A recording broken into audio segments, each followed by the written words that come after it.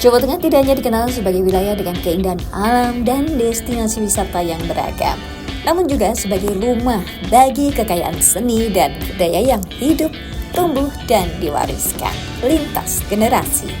Di setiap sudutnya, seni bukan sekedar ekspresi, melainkan identitas dan narasi yang membentuk karakter daerah. Namun di tengah arus globalisasi dan perubahan selera wisatawan muncul pertanyaan penting. Bagaimana seni dan budaya lokal dapat terus relevan sekaligus menjadi kekuatan utama dalam mengangkat daya tarik pariwisata di Jawa Tengah. Talkshow kali ini dihadirkan sebagai ruang dialog untuk menggali peran strategis seni, para pelaku seni, mahasiswa, serta generasi penerus dan agen perubahan. Ya pemirsa Kompas TV dimanapun Anda berada, berjumpa lagi dengan saya Farida Amalia selama 30 menit ke depan dalam program Sapa Jateng. Seperti yang kita ketahui bersama bahwa Jawa Tengah ini tidak hanya terkenal dengan destinasi wisata ya, namun juga terkenal dengan seni dan budayanya. Namun bagaimana kolaborasi seni dan budaya ini bisa mendongkrak pariwisata? Kita akan kupas selengkapnya dengan budayawan yang juga dosen dari Universitas Negeri Semarang. Beliau adalah Bapak Burhanuddin. Apa kabar nih Pak Burhan? Alhamdulillah, sehat selalu Mbak Lia. Alhamdulillah, fresh ini setelah libur Natal dan Tahun Baru ya Pak ya? Ya, kemarin sempat ke beberapa destinasi wisata Mbak Lia. Pak Burhan, dari libur kemarin, libur Natal dan Tahun Baru itu kan banyak hal yang menjadi bahan evaluasi dan masukan buat kita semua yang cinta akan pariwisata yang ada di Jawa Tengah. Kalau kita Ya, lihat destinasi wisata di Jawa Tengah ini kan banyak sekali, bahkan sampai bingung kita nyebutnya ya Pak ya, ini karena memang banyak sekali. betul. Tapi bagaimana untuk mengkolaborasikan pelaku seni, kemudian budaya yang kental di Jawa Tengah ini masuk dalam pariwisata dan bisa mendongkrak pariwisata yang ada di Jawa Tengah. Terima kasih Mbak Lia. Libur akhir tahun dan awal tahun gitu, apalagi yang kita sebut dengan libur Nataru gitu ya, Natal dan Tahun Baru itu kan libur yang lumayan panjang ya. Sehingga kawan-kawan yang ada di Jakarta atau di tempat-tempat yang penuh dengan pekerjaan, dia akan mencari tempat-tempat berlibur yang nyaman, ya, yang Iya. nyaman, aman dan menarik. Tentunya juga yang estetik, gitu ya. Memang di Jawa Tengah, kalau kita melihat Mbak Lia, itu banyak tempat wisata yang sangat populer ya. Seperti kalau di Semarang itu, kalau malam tahun baru kemarin saya sempat nongkrong di Simpang Lima itu juga penuh sesak gitu ya. Nah kebetulan di situ ada pertunjukan juga. Nah, kebetulan yang ikut tampil adalah alumni kami, Mas Indra Kumbara itu kan, yang ikut mengisi acara di situ. Lalu kalau saya lihat di Kota Semarang sendiri beberapa titik juga penuh, seperti di Tugu Muda, di Kota Lama dan sebagainya itu juga penuh juga pengunjung wisatawan. Di hari-hari libur sebelumnya itu juga di wilayah Jawa Tengah lainnya itu juga penuh dengan pengunjung. Kalau saya sebut misalnya di Dieng, gitu ya, di Dieng itu jalannya lumayan macet. Saya berangkat melalui Tambi, pulang melalui Wonosobo itu juga sangat penuh sekali di sana.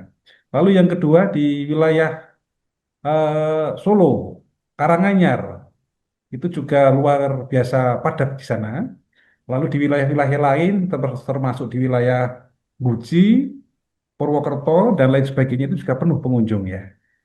Nah, dari objek wisata yang ada di Jawa Tengah itu, sebenarnya dari sisi tempat itu sudah sangat menarik dan nyaman.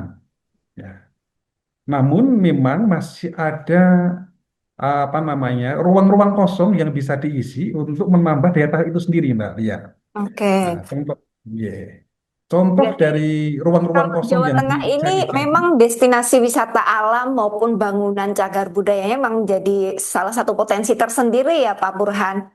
Betul, ya.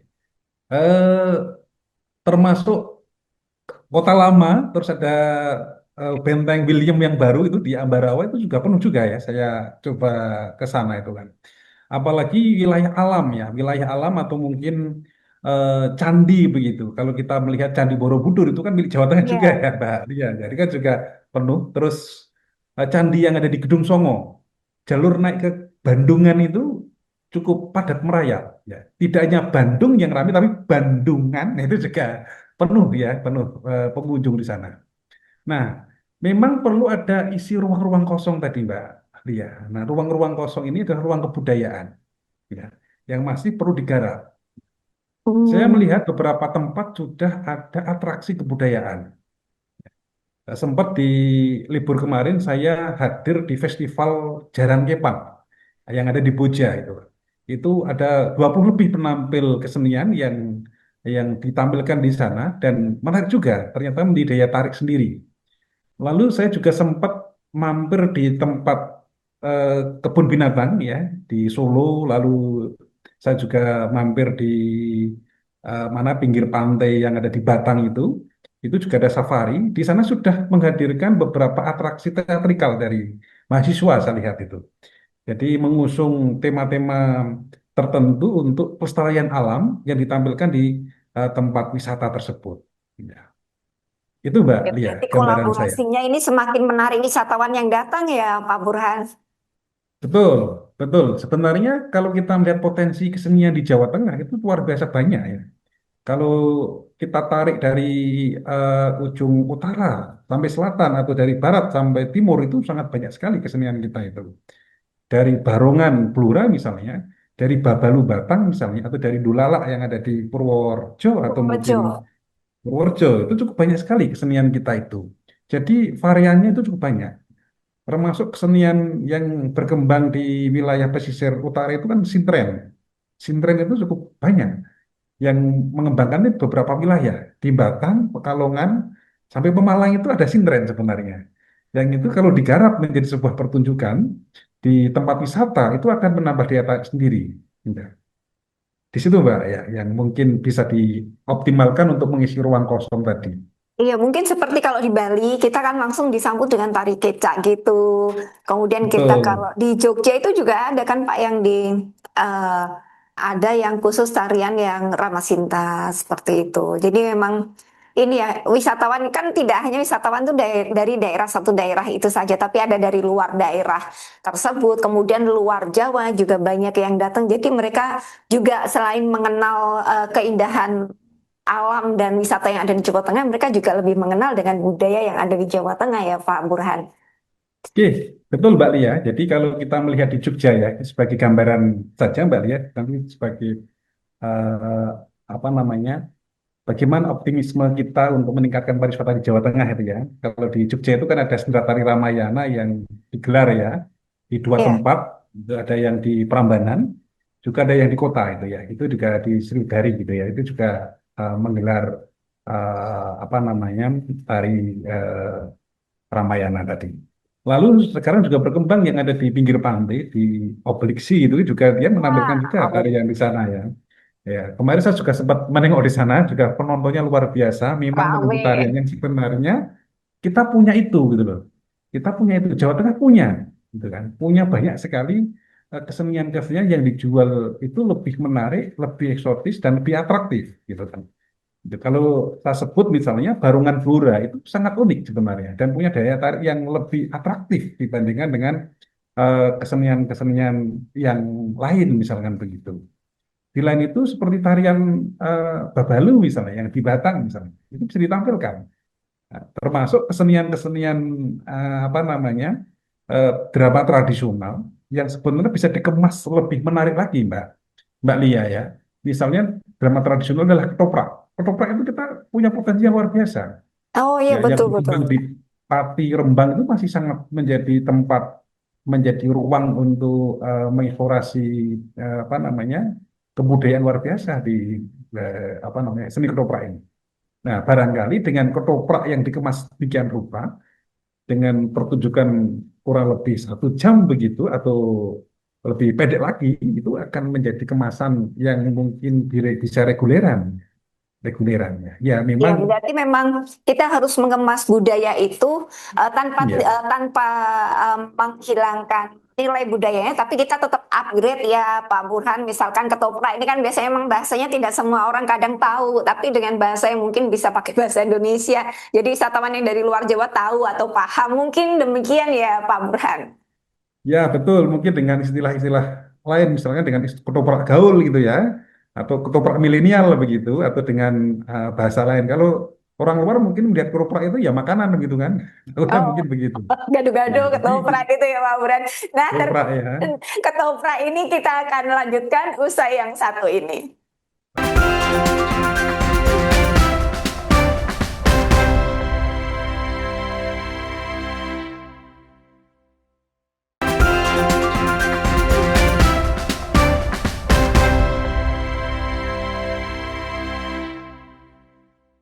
Ya pemirsa Kompas TV masih bersama kami dalam program Sapa Jateng. Dan masih bersama dengan Pak Burhan, kita akan bahas terkait dengan seni, budaya, dan pariwisata. Jadi tiga ini adalah salah satu hal yang insya Allah bisa mendongkrak pariwisata yang ada di Jawa Tengah. Pak Burhan, kalau tadi sudah disampaikan, kita juga selain nguri-nguri budaya, melestarikan budaya, kita juga bisa menyesuaikan dengan waktu. Jadi tetap update, misalkan seperti tadi ketoprak, kalau daerah lain kan taunya ketoprak adalah makanan, tapi kalau di Jawa Tengah, ketoprak ini adalah seni, budaya, yang memang patut dilestarikan. Jadi untuk mengupgrade seni itu atau budaya itu dengan tetap mempertahankan nilainya, setidaknya kita masuk dalam seperti ketoprak milenial seperti itu. Kemudian yang mau saya tanyakan pada Pak Burhan, bagaimana caranya ini para pelaku wisata sebenarnya para pelaku seni di Jawa Tengah ini banyak sekali Pak.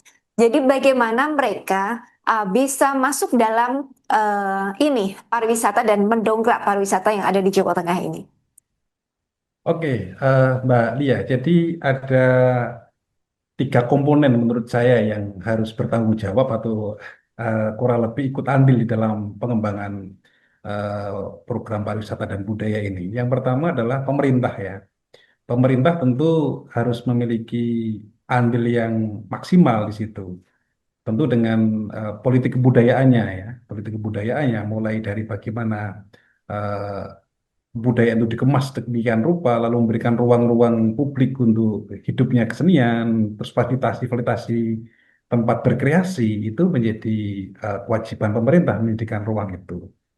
Lalu yang kedua adalah pelaku seni sendiri, Mbak Lia. Nah, pelaku Oke. sendiri itu perlu untuk menyesuaikan dengan kondisi masa kini. Gitu. Ya, banyak kesenian-kesenian yang apa namanya bisa hadir dan diminati oleh masyarakat masa kini. Tetap eksis mereka. Namun juga banyak kesenian-kesenian yang apa namanya rentan rentan tidak hidup atau rentan tidak uh, bisa bertahan di era sekarang ini. Nah, maka seniman-seniman tradisi atau seniman modern itu ya harus bisa menyesuaikan dengan kebutuhan uh, penonton masa kini, ya, penonton masa kini, gitu. Dan tentu bisa juga mengemasnya dengan model kemasan masa kini juga. Itu dari sisi seniman. Lalu kecenderungan seniman itu kan punya idealisme yang tinggi, Mbak. Jadi saya maunya seperti ini, idealisme saya seperti ini. Kalau kami di apa namanya diatur-atur, itu kadang-kadang mereka juga punya apa apa namanya tadi mempertahankan idealisme itu sendiri, gitu kan. Kadang-kadang ya itu yang harus kita kita coba cari solusinya itu loh. Idealismenya itu ya Pak Burhan yang kadang Iya. memang harus ada jembatan lah untuk menghubungkan antara pemerintah dan pelaku seni seperti itu ya Pak ya.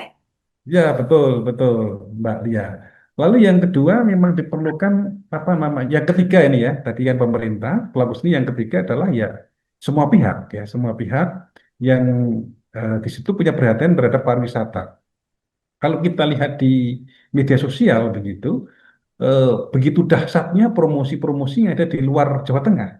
Kita buka Instagram saja cari Tamasa itu yang muncul tentu bukan Jawa Tengah, gitu kan.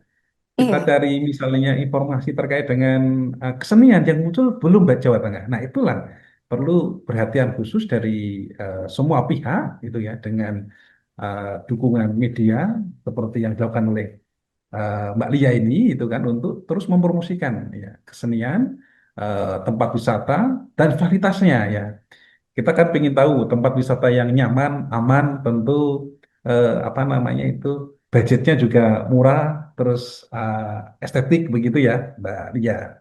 Nah, di situ perlu dukungan dukungan semua pihak ya. Jadi pengusaha itu sangat sangat diperlukan untuk mendongkrak apa namanya kehidupan berkesenian yang ada di Jawa Tengah ini gitu kan.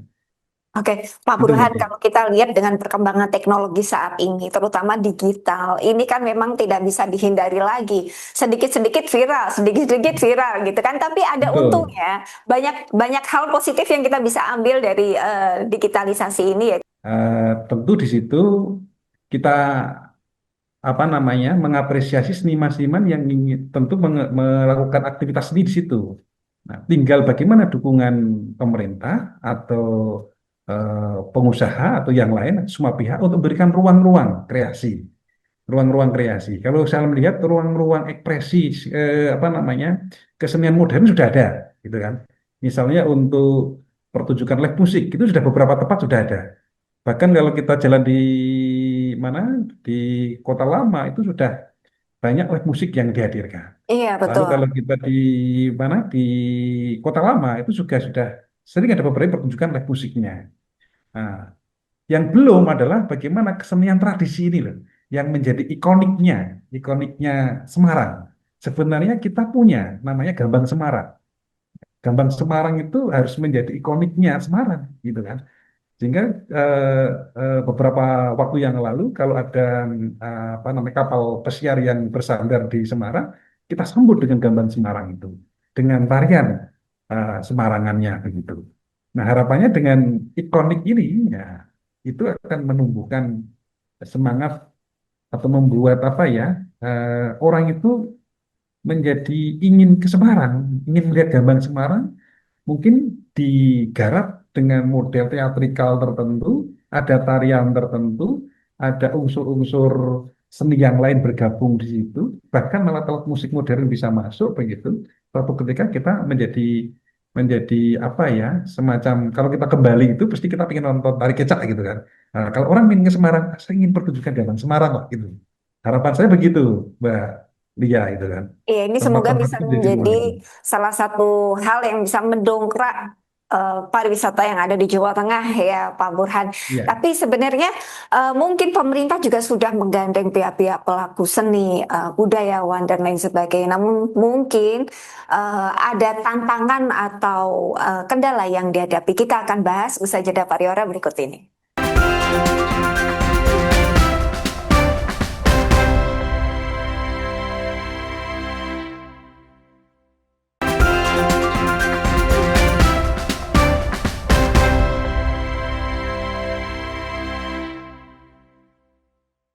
Ya, terima kasih pemirsa Kompas TV masih bersama kami dalam program Sapa Jateng dan masih bersama dengan Pak Burhan. Pak Burhan, jika tadi sudah segmen satu, segmen 2 sudah dibahas terkait dengan kekayaan yang ada di Jawa Tengah, kekayaan wisata, kemudian bagaimana budaya, kemudian seni yang ada di Jawa Tengah ini. Apabila semua ini efektif, semua saling merangkul antara pemerintah dengan pelaku seni saling bekerja sama dengan baik, otomatis ini akan mendongkrak pariwisata di Jawa Tengah lebih dari yang sebelum-sebelumnya. Meskipun sebelumnya ini memang Jawa Tengah sudah terkenal dengan destinasi wisata dan Ya. budayanya dan seninya, tapi ada halangan atau ada kendala yang dihadapi. Kadang kita bertemu dengan pelaku seni yang mengatakan ada terkendala birokrasi dan lain sebagainya. Sementara untuk dari pihak dinas sendiri ataupun pemerintah sendiri sudah berupaya untuk menggandeng.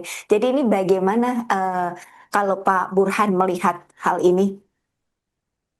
Oke, terima kasih Mbak Lia. Eh, di era sekarang itu sudah ada Kementerian Kebudayaan, Mbak Lia ya.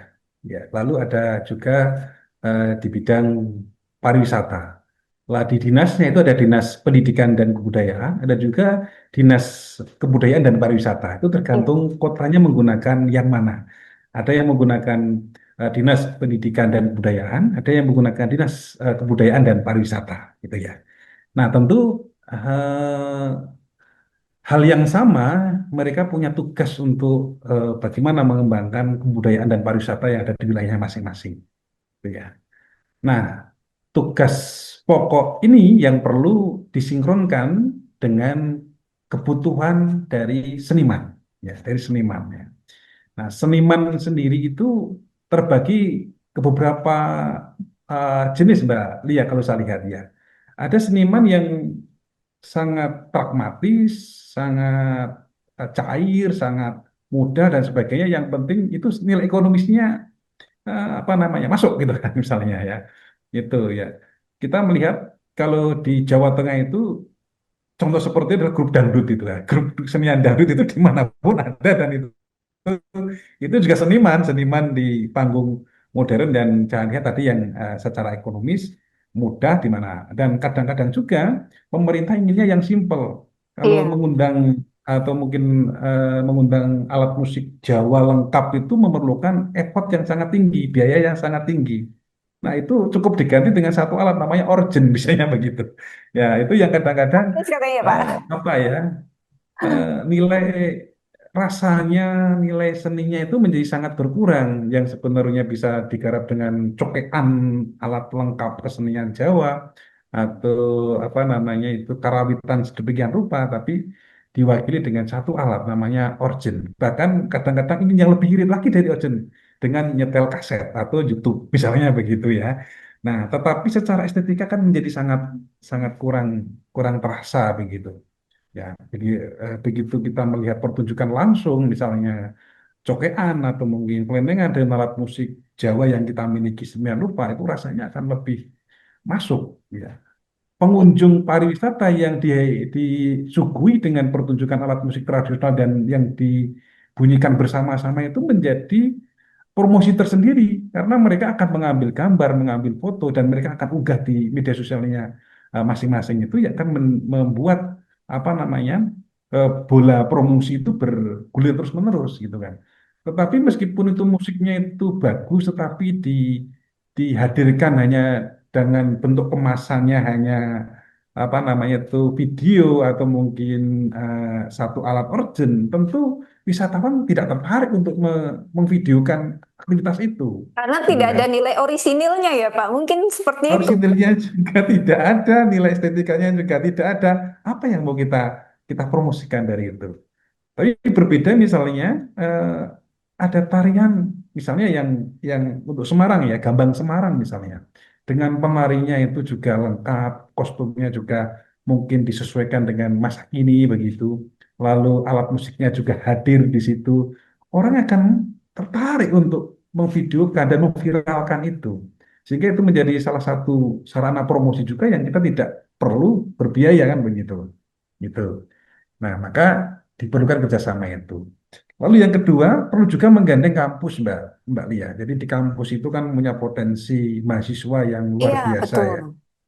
Jadi kalau di UNES itu ada prodi seni musik, ada prodi seni tari, ada prodi seni rupa. Nah, Lengkap ini ya Pak Burhan. lengkap, lengkap. Sebenarnya kita mau cari jenis pertunjukan macam apa, insya Allah UNES siap, UNES siap ya. Dan insya Allah kami sudah sering membantu kegiatan di dinas provinsi maupun dinas kota di Jawa Berarti Tengah sudah untuk sering kegiatan dijawel ini. ini ya punya Pak Burhan nih ya. Sering, sering dijawel, kami sering dijawel untuk Alhamdulillah. kegiatan-kegiatan itu. Gitu ya, sudah sering. Memang, tetapi tadi ruang-ruang untuk mengekspresikan itu terbatas pada event yang apa namanya tidak menjadi spontanitas begitu loh. Harapan kita kan Hmm. aktivitas seni itu menjadi spontanitas dan hadir setiap saat gitu kan. Sehingga kalau saya sini mau makan malam nih di mana nih? Oh, saya mau cari makan malam sambil menikmati musik Jawa. Oh, di sini. Saya pengen makan malam sambil menikmati musik keroncong. Oh, saya di sini. Saya ingin menikmati makan malam sambil menikmati tari Gambang Semarang. Oh, di sini, begitu. Nah, itu yang belum belum belum hadir di mana? Di Jawa Tengah ini. Terima kasih Pak Betul, Mbak Burhan Lia. atas waktunya. Semoga informasi yang disampaikan oleh Pak Burhan ini bisa menjadi inspirasi dan bermanfaat buat kita semua. Dan semoga juga pemerintah apabila menonton perbincangan kita ini bisa menjadi masukan buat pariwisata di Jawa Tengah untuk lebih besar lagi nantinya. Terima kasih Pak Burhan. Saya Farida Amalia pamit undur diri. Kompas TV, independen terpercaya.